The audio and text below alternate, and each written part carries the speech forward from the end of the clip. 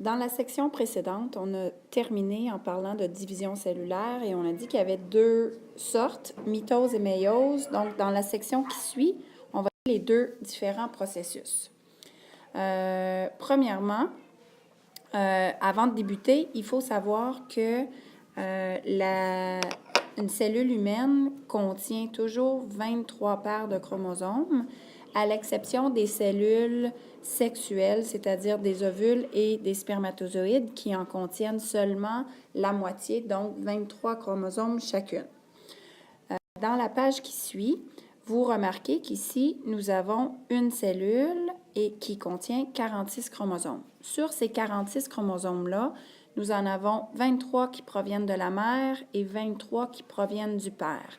Si on organise ces chromosomes-là de façon à jumeler les chromosomes semblables ensemble, on obtient des paires de chromosomes. Donc, la première paire, la deuxième paire, etc., jusqu'à la 23e paire.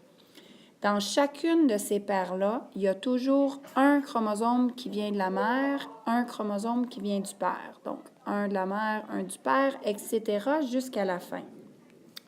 On remarque que la 23e paire, c'est la paire qui va déterminer le sexe de l'individu. À la page suivante, on remarque que lorsque les chromosomes ont la forme de XX, l'enfant va être une fille. Lorsqu'on a des chromosomes XY, l'enfant va être un garçon. En fait, c'est la 23e paire de l'homme qui va déterminer le sexe de l'enfant. Si on regarde ici sur ces karyotypes, on appelle ça un karyotype lorsqu'on voit tous les chromosomes d'un individu et qu'on regarde la 23e paire ici, on voit qu'il y a un grand chromosome, puis il y a un tout petit. Donc, un chromosome, c'est un X, l'autre, c'est un Y. Donc, ici, on aurait un garçon. Dans l'autre karyotype qui est à côté, on voit que la 23e paire, on a deux chromosomes complets. À ce moment-là, on obtient une femme. Donc, si je répète, toutes les cellules du corps au complet ont 46 chromosomes. Donc, dans ton nez, tu as 46 chromosomes. Dans ton cœur, tes cellules de peau ont 46 chromosomes. Les deux seules sortes de cellules qui n'ont pas 46, ce sont les gamètes, c'est-à-dire ovules chez la femme et spermatozoïdes chez l'homme. Ici, j'ai une cellule à 46 chromosomes. Si je prends la première paire de chromosomes, on voit que ces chromosomes-là, il y en a un qui vient du père, comme je l'ai dit tantôt, un de la mère. On appelle ces chromosomes-là des chromosomes homologues. Donc, dans le chromosome du père, il va avoir un petit gène qui va coder pour la couleur des yeux. Et sur le chromosome de la mère, il va avoir un petit gène qui va coder pour la couleur des yeux. Des chromosomes homologues, c'est deux chromosomes, un provenant du père, un provenant de la mère, mais qui vont coder pour des mêmes caractéristiques.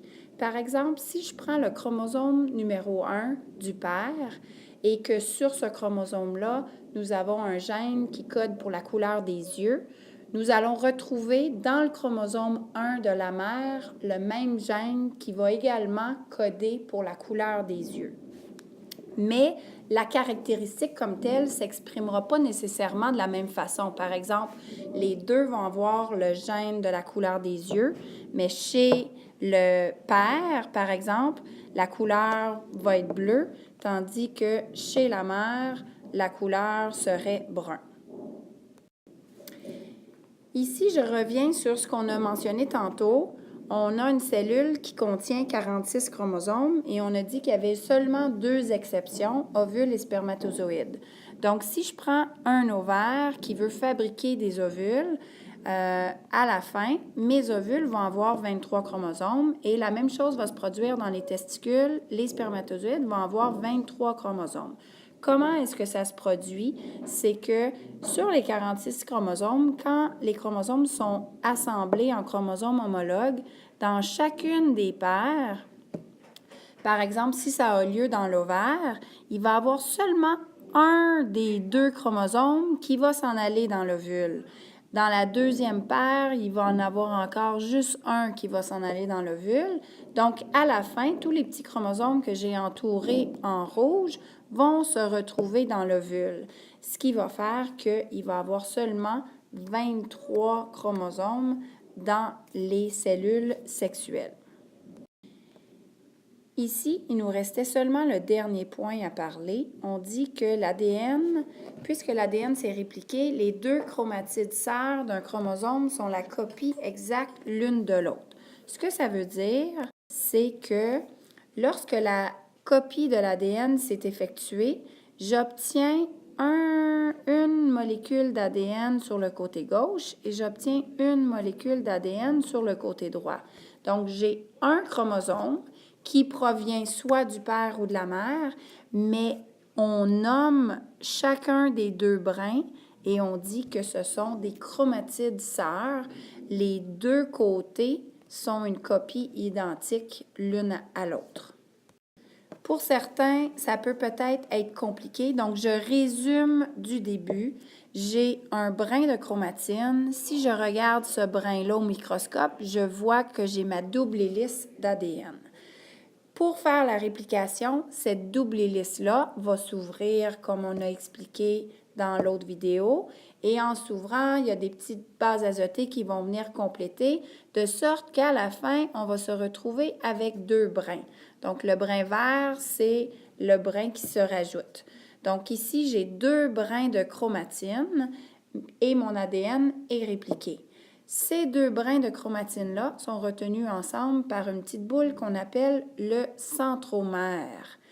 Ensuite, lorsque la chromatine va commencer à se condenser ici pour devenir tranquillement un chromosome, on voit que le chromosome est de plus en plus petit et les brins de chromatine de plus en plus serrés, de sorte qu'à la fin, j'ai un chromosome et dans ce chromosome-là, j'ai vraiment 2 brins et chacun de ces brins-là s'appelle des chromatides sœurs.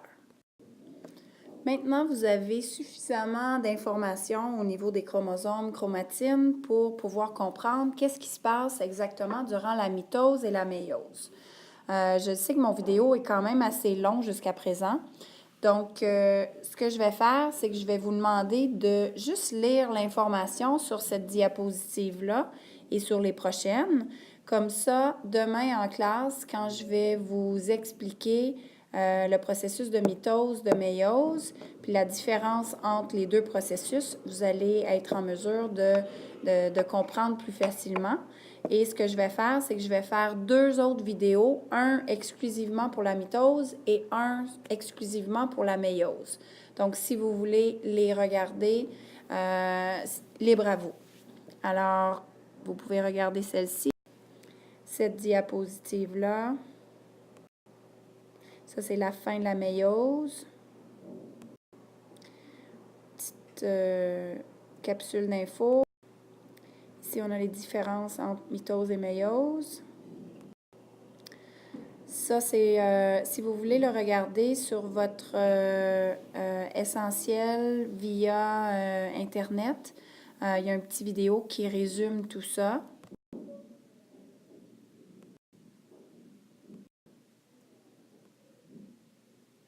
Et voilà, c'est la fin.